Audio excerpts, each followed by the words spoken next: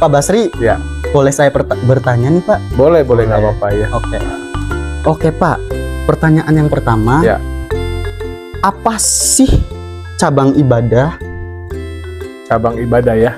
Oke, jadi saat ini aplikasi air itu ada 14 cabang aplikasi air ya. Itu Lampung, ya, Bandung, Majalengka, Inklusif dan Sumedang, lalu ada Surabaya, Cirebon, Yogyakarta, Solo, Tasikmalaya, Denpasar, dan Ibadah. Nah, yang ke-13 itu Reward, yang ke-14 baru Jakarta. Nah, cabang ibadah yang di cabang ke-12 itu adalah sebuah cabang yang diusungkan atau saya sebut diidekan ya oleh Pak Roy Santosa dari Surabaya. Jadi beliau sewaktu bergabung pada aplikasi kita, dia belajar, mendalami cukup banyak dan cukup sering kita ngobrol, bahkan lewat Zoom ya. Jadi Pak Roy itu sampai menguji gitu kan ya, bertanya-tanya, menyelidiki gitu. Pokoknya ngejelimet lah saya, sampai kadang-kadang waktu ngejawab tuh juga mikir, ini Pak Roy ini nanya mau ngapain gitu ya. Gitu. Tapi ternyata Pak Roy setelah dia bertanya mengerti, lalu dia berpikir, dia memberikan usulan ya. Jadi Pak Roy dan tim di sini memberikan usulan kepada saya untuk kenapa kita perusahaan KLPI tidak menyiapkan untuk perjalanan umroh, jalanan ibadah lah ya, karena kan kita di sini majemuk ya, variasi semua agama ada. Nah, singkat cerita, saya ajukan ke manajemen, lalu manajemen berespon positif sekali. Akhirnya lahirlah cabang ibadah tuh pada tanggal 15 Mei 2024. Yang tujuannya adalah kita ingin memfasilitasi semua member air ya dari semua agama untuk pergi beribadah. Oh, semua agama guys? Semua agama. Bukan hanya Islam atau Kristen saja berarti Pak? Bukan. Oke. Ya, jadi 5 agama di Indonesia yang teraku itu kita akan support. Kita akan ajak teman-teman air semuanya untuk pergi berdasarkan nomor antrian yang memang sudah diterapkan oleh perusahaan ya. Kita ada sistem yang memang sudah menentukan antrian seperti itu ya. Nah, cuman banyak memang teman-teman yang mungkin belum tahu secara persis nih, jadi baru dengar aja nih ya tentang ibadah, lalu berpikir kok bisa ya 700.000 berangkat ibadah, padahal kita tahu kemarin Pak Roy, ya semalam kan kita baru Zoom tuh sharing ya dengan Pak Roy itu tentang perjalanan. Itu Pak Roy menyebutkan dapat uang saku 8 juta loh. Oh, 8 juta. 8 juta itu uang saku ya. Itu disiapin dari perusahaan Pak? Iya, dari perusahaan. Ya, dari perusahaan kita berikan uang saku 8 juta rupiah, padahal pendaftarannya 700.000. Nah, coba di situ aja kita coba ini ya. Itu yang pertama. Terus kedua, kita memberikan fasilitas yang terbaik nih kepada Pak Roy dan Pak Arif yang sudah berangkat di kloter pertama. Nah, mereka berdua kenapa bisa berangkat lebih dulu? Ya, kenapa mereka bisa berangkat? Uangnya dari mana? Itu adalah berkat dari gotong royong semua member-member air di cabang ibadah di seluruh Indonesia, bahkan sampai mancanegara. Kenapa? Karena semua saldo member-member itu dikumpulkan, lalu cukup 1 tiket berangkatkan.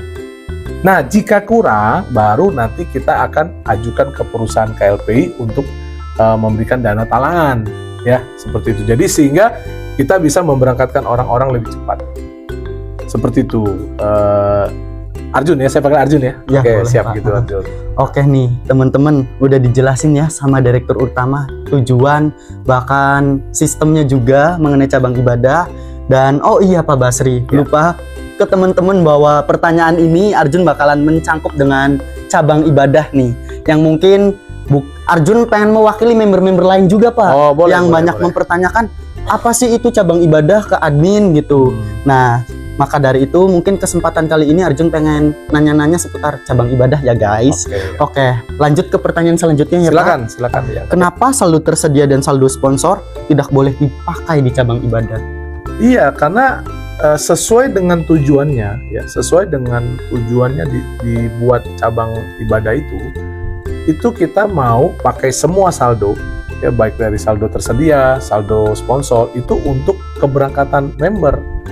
Jadi kita ada 12 cabang. Ada 12 cabang total sampai ibadah. Kan 11 cabang Anda boleh pakai. Silakan Anda mau WD, Anda mau sponsori terserah. Tetapi untuk cabang ibadah itu forbidden.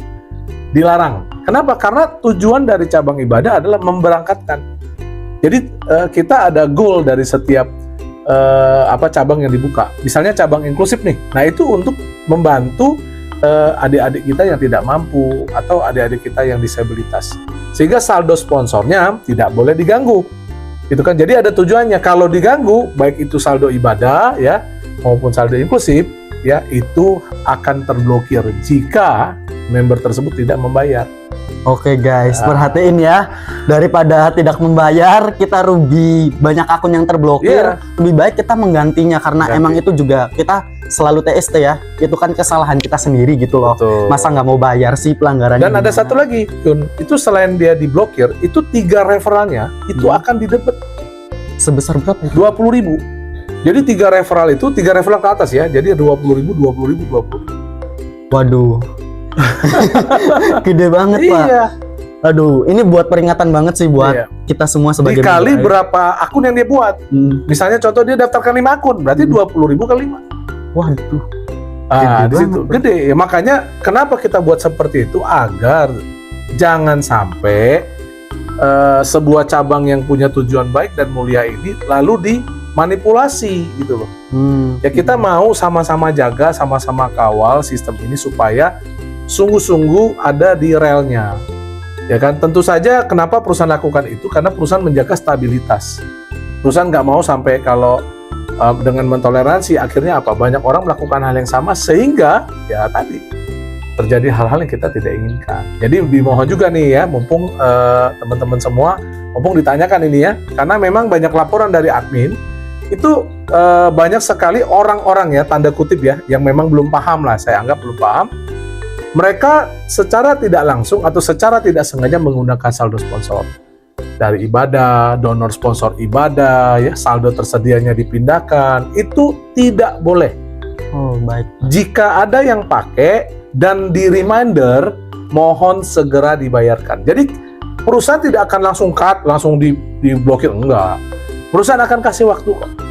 Nah, tapi kalau untuk member-member yang nggak ada respon ya, sorry, kita akan bertindak cukup tegas.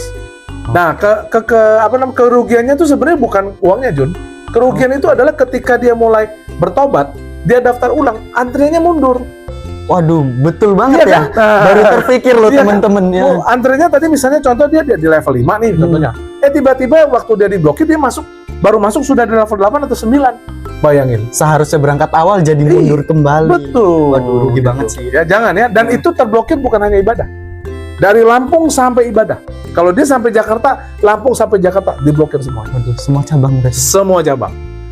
Ya. Nah, jadi untuk anak-anak muda Gen Z ya, nggak boleh bandel ya. Baik. Jangan coba-coba ya. Baik.